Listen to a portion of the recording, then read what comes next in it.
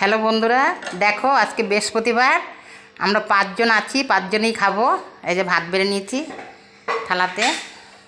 এই দেখো পেঁপে সেদ্ধ, বেগুন ভাজা, আর এটা হচ্ছে পটল বেগুন, তারপরে বরবটি, তারপরে ভেন্ডি পেঁয়াজ দিয়ে একটা ভাজা হয়েছে।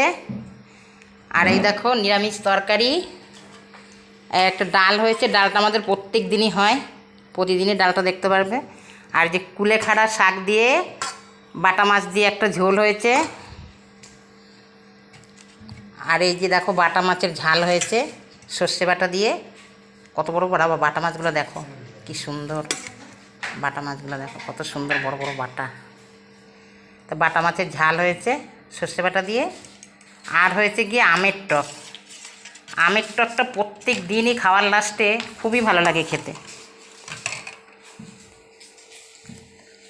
এই মেনু আজকে দুপুরে আমাদের।